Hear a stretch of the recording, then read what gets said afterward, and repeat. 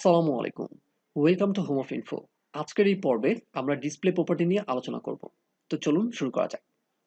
শুরুতেই visual studio code open করে নিচ্ছি। সো ভিজুয়াল স্টুডিও কোডের মধ্যে একটি HTML ফাইল এবং একটি CSS ফাইল নেওয়া আছে এবং CSS ফাইলটাকে লিংক করে দেওয়া আছে। এবং আমরা রাইট সাইডে লাইভ প্রিভিউ ওপেন করে রেখেছি। আমরা জানি ওয়েব পেজের প্রত্যেকটা এলিমেন্টই হচ্ছে রেক্ট্যাঙ্গুলার বক্স। সো এই ডিসপ্লে প্রপার্টিটা ইউজ করে আমরা এই রেক্ট্যাঙ্গুলার বক্সের বিহেভটা চেঞ্জ করতে পারি। ফর এক্সাম্পল, একটা ব্লক লেভেল এলিমেন্ট হচ্ছে ফুল উইডথ, অর্থাৎ 100% উইডথ থাকে। সো ডিসপ্লে প্রপার্টি ইউজ করে আমরা সেটাকে ইনলাইন এলিমেন্টস করে নিতে পারি, অর্থাৎ ছোট করে নিতে পারি বা যতটুকু কন্টেন্ট ঠিক ততটুকু উইডথ দিতে পারি। সো সেটাই আমরা দেখব। সো আমরা এক্সাম্পল দেখি। ফর এক্সাম্পল, আমি কিছু স্প্যান নিচ্ছি, আর আমরা জানি স্প্যান হচ্ছে ইনলাইন এলিমেন্টস। সো যতটুকু কন্টেন্ট থাকে ততটুকু জায়গা জুড়ে তার উইডথ থাকে। সো আমরা এখানে টেক্সট নাম্বার 1 দিয়ে দিচ্ছি, বেশ কিছু টেক্সট নিয়ে নিচ্ছি।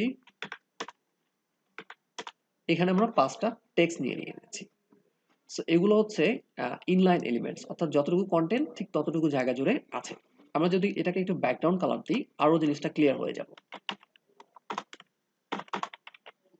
সো ব্যাকগ্রাউন্ড কালার দিচ্ছি আমরা, সাপোজ একটা কালার দিয়ে দিলাম।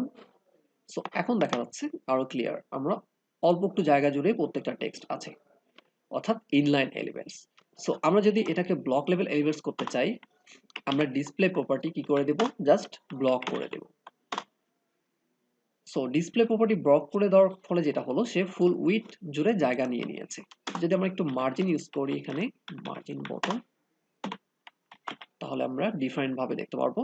সো এখানে হচ্ছে টেক্সট 1 ফুল উইডথ জায়গা জুড়ে আছে। যদি আমরা জুম করি তাহলেও দেখতে পারবো ফুল উইডথ জুড়ে জায়গা আছে। ফুল উইডথ জুড়ে এজন্যই আছে, আমরা যেহেতু এটাকে ব্লক করে দিয়েছি। সো এভাবে আমরা ইনলাইন এলিমেন্টকে ব্লক এলিমেন্টে কনভার্ট করতে পারি। সো আমরা যদি চাই সাপোজ কোনো ব্লক লেভেল এলিমেন্টকে ইনলাইনে নিয়ে আসতে, সেটাও আমরা করতে পারি। ফর এক্সাম্পল, আমরা যদি পি ট্যাগ এখানে ইউজ করি। সো এখানে আমি 5টা টেক্সট নিয়ে নিলাম, আর সবগুলোই হচ্ছে ফুল উইডথ। আমরা জানি পি হচ্ছে ব্লক লেভেল এলিমেন্ট, অর্থাৎ ফুল উইডথ জুড়ে থাকে। সো আমি একটু ব্যাকগ্রাউন্ড কালারটা চেঞ্জ করে দিচ্ছি।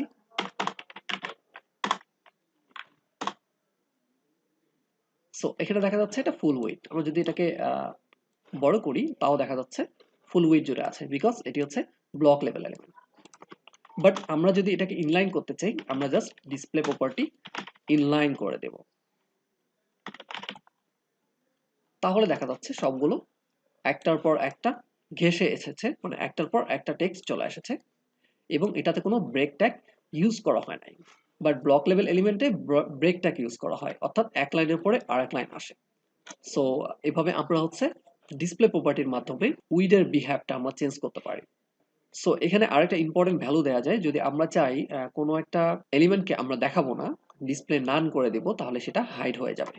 ফর এক্সাম্পল, আমি যদি এখানে ডিসপ্লে নান করে দেই, তাহলে এগুলো দেখা যাচ্ছে না, অর্থাৎ এগুলো হাইড হয়ে গেছে এবং এগুলোর কোনো স্পেসও এখানে নাই। সো দেখা যাচ্ছে এখানে কিছুই নেই। আমরা যদি একটু দেখি, এখানে একটু দেখার চেষ্টা করি, এখানে আমরা এই পি ট্যাগ গুলোর মধ্যে আছি, বাট এখানে কোনো দেখতে পাচ্ছি না, অর্থাৎ পুরোপুরি হাইড হয়ে গেছে।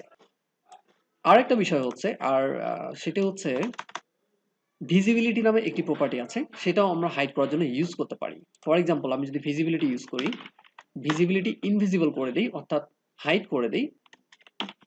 ভিজিবিলিটি যদি আমরা হিডেন করে দিই, তাহলে সেটা হাইড হয়ে যাবে, বাট তার স্পেসটা কিন্তু ঠিকই থাকবে।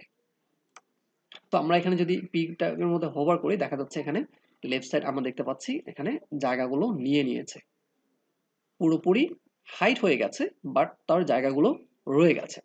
সো আরেকটা যদি আমরা এক্সাম্পল দেখি, ফর এক্সাম্পল আমরা এখানে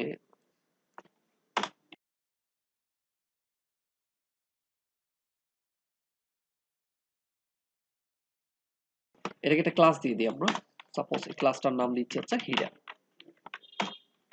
সো আমরা যেটা করলাম, একটা হচ্ছে এইচ ট্যাগ নিলাম আর দুইটা প্যারাগ্রাফ ট্যাগ নিলাম আমরা, এবং মাঝখানেরটাকে আমরা ভিজিবিলিটি হিডেন করে দেবো। তাহলে যেটা হবে সেটা হচ্ছে এতটুকু জায়গা হিডেন হয়ে যাবে, বাট স্পেসটা কিন্তু হিডেন হবে না, স্পেসটা থেকে যাবে।